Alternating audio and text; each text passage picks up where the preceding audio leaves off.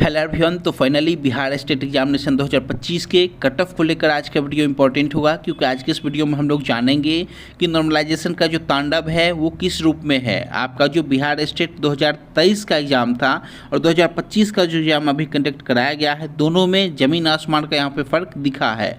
दोनों का जो शिफ्ट है वो डिफ़िकल्टी लेवल में डिफरेंट यहाँ पे दिखा है। तो आज के इस वीडियो में हम लोग जानेंगे कि आपका जो मिनिमम क्वालिफाइंग टेबल है कैटेगरी वाइज वो किस तरीके से यूजलेस साबित होता है। तो आज के इस वीडियो में हम लोग यह भी जानेंगे कि आंसर की आपका जो 18 नवंबर से आ रहा है उसमें आपको क्या बेनिफिट होना है, क्या नुकसान होना है, आपके जो नंबर हैं वो किस रूप में हार्ड शिफ्ट के बढ़ेंगे, इजी शिफ्ट के बढ़ेंगे, 80 नंबर वाले किस रूप में फेल हो जाएंगे, 50 वाले किस रूप में पास हो जाएंगे।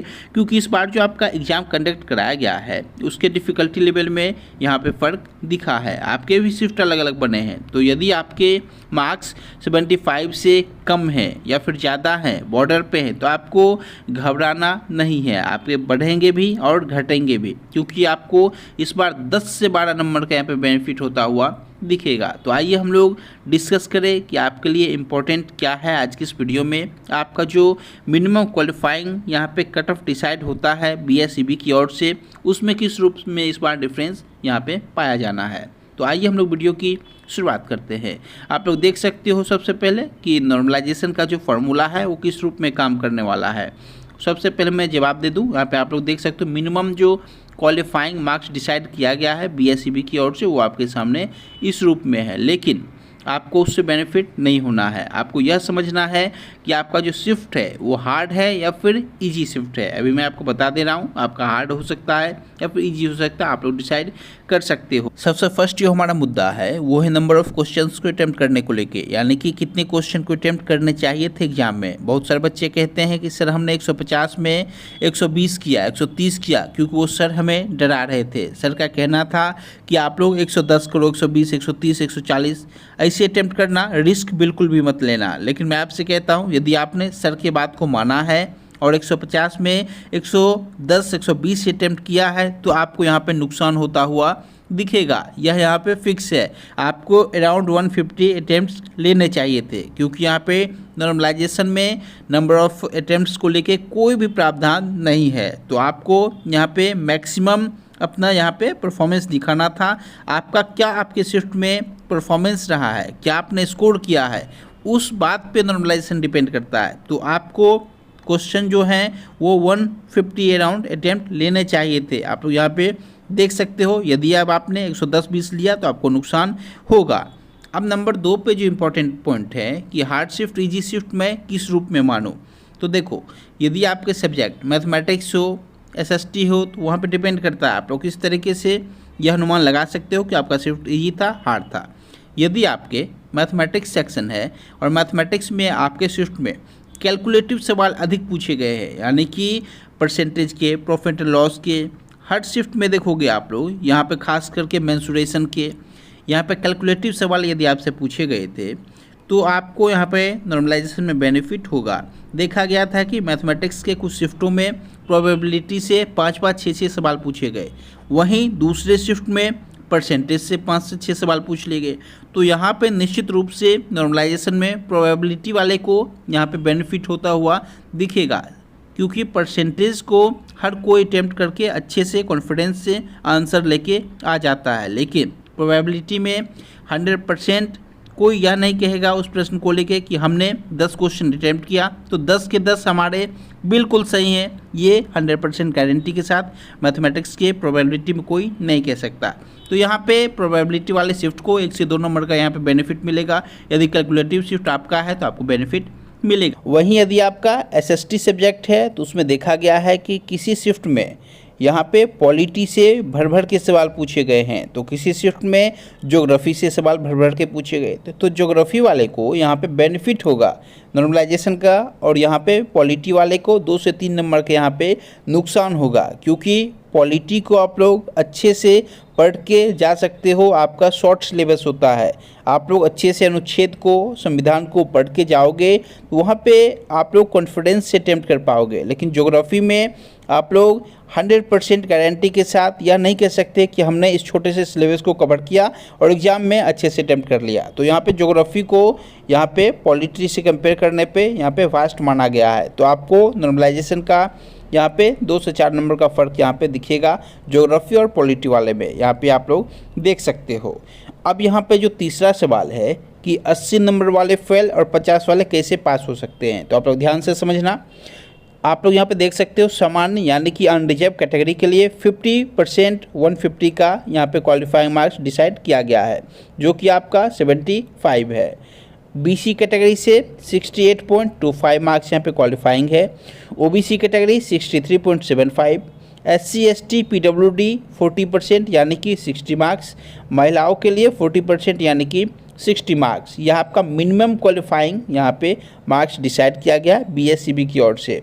लेकिन आप लोग यहाँ पे नोटिफिकेशन जब पढ़ोगे, कहा गया है कि नॉर्मलाइजेशन जो है वो इस पे इम्पैक्ट डालेगा, निश्चित रूप से डालेगा। अब यहाँ पे 80 नंबर वाले फेल कैसे हैं, मान लो आपका जो शिफ्ट है वो काफ़ी आसान शिफ्ट है, क्योंकि इस बार जो शिफ्ट बनाया गया है कोई शिफ्ट आपको इजी भी दिखा है, कोई हार्ड भी दिखा है। नॉर्मलाइजेशन में आपको लगभग 10 नंबर का यहाँ पे फ़र्क दिखेगा। तो आप लोग यहाँ पे देख सकते हो, यहाँ पे 5 नंबर का आसानी से आपको फ़र्क दिखेगा। बच्चे जो हैं सबसे आसान शिफ्ट में यदि 80 स्कोर कर रहे हैं तो वो भी फेल हो सकते हैं, क्योंकि नॉर्मलाइजेशन का इस बार तांडव आपको दिखेगा। मैं आपको आगे बताऊँगा कि नॉर्मलाइजेशन किस रूप में काम करेगा, तो आप लोग वीडियो के लास्ट तक बने रहना। यहाँ पे यदि महिला कैटेगरी से आप हो और यदि आपके 60 मार्क्स है, या फिर एससी एसटी पीडब्ल्यूडी कैटेगरी से हो और आप यदि आपके 60 मार्क्स हैं और आपका जो शिफ्ट है वो आपके हार्ड शिफ्ट है, तो आपको यहाँ पे 8 से 10 नंबर बढ़ता हुआ दिखेगा, यानी कि 68, 65, 69 तक आपका मार्क्स यहाँ पे बढ़ सकता है। यदि आपके 10 नंबर कम भी हैं, 50 भी हैं और आपके हार्ड शिफ्ट हैं, तो आपके नंबर बढ़ के अराउंड 60 यहाँ पे पहुंच जाएंगे। तो आप लोग यहाँ पे पास हो सकते हो 50 नंबर ला के भी। 80 वाले भी यहाँ पे फेल हो सकते हैं, क्योंकि इस बार शिफ्ट ही ऐसा बनाया गया कि कोई शिफ्ट आसान है और कोई शिफ्ट बेहद मुश्किल है। तो नॉर्मलाइजेशन में आपको बेनिफिट दिखेगा। आपका आंसर की जो है वो 18 नवंबर को जारी कर दिया जाएगा और 24 नवंबर तक आपको टाइम दिया जाएगा कि आप लोग रॉन्ग आंसर के लिए चैलेंज कर सकते हो।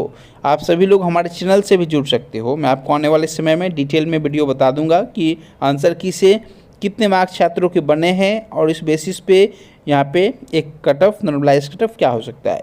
तो आप लोग देख सकते हो मिनिमम क्वालिफाइंग जो टेबल है ये आपके सामने है कैटेगरी वाइज। अब जो सवाल है कि जेड स्कोर नॉर्मलाइजेशन क्या होता है, नॉर्मलाइजेशन किस रूप में काम करता है, तो आप लोग ध्यान से समझना। आपका जो नॉर्मलाइज्ड स्कोर कैलकुलेट किया जाएगा वो आपको नहीं पहचानते, बस वो केवल पहचानते हैं कि आपने जिस शिफ्ट में अटेम्प्ट लिया है उस शिफ्ट का डिफ़िकल्टी लेवल क्या है, आपका परफॉर्मेंस क्या है, ओवरऑल से शिफ्टों को मिला के क्या है। आइए मैं आपको बता दे रहा हूँ। ये आपके सामने फार्मूला है, यहाँ पे S = नॉर्मलाइज्ड स्कोर। यहाँ पे देखोगे normalized score equals to candidates raw score, यानी कि आपके रो स्कोर क्या बन रहे हैं। आपने 150 जो अटैम्प्ट किए हैं 150 में से उसमें आपके 90 बन रहे हैं, 100 बन रहे हैं, 110 बन रहे हैं, जो भी स्कोर बन रहे हैं उस स्कोर में से माइनस किया जाएगा आपके शिफ्ट का एवरेज स्कोर। यानी कि आपके शिफ्ट में मान लो बच्चों के किसी के 50 बने, किसी के 70, 80, 100, 110, तो सभी का एवरेज निकाल लिया जाएगा और आपके रो स्कोर से माइनस कर दिया जाएगा। उसके बाद उसे डिवाइड किससे करेंगे, तो आप लोग यहाँ पे देख सकते हो शिफ्ट का स्टैंडर्ड डेविएशन, यानी कि स्टैंडर्ड डेविएशन के लिए आप लोग क्या करते हो, मीन निकालोगे। मीन आप लोग पढ़े होगे स्टैटिक्स में, मीन निकालोगे, मीन के साथ फिर डिफरेंस करके उसका स्क्वायर करके वो सब करके वेरिएंस निकालोगे, उसके वेरिएंस का स्क्वायर रूट करके SD निकाल दोगे, स्टैंडर्ड डेविएशन निकाल दोगे।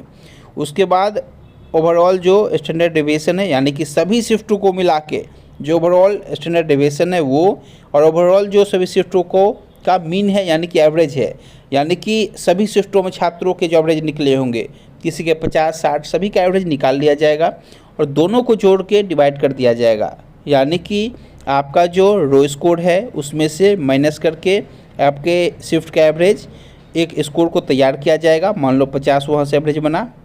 उसके बाद शिफ्ट का जो स्टैंडर्ड डेविएशन है आपके शिफ्ट का, उसे overall standard deviation plus overall mean से मल्टीप्लाई कर दिया जाएगा।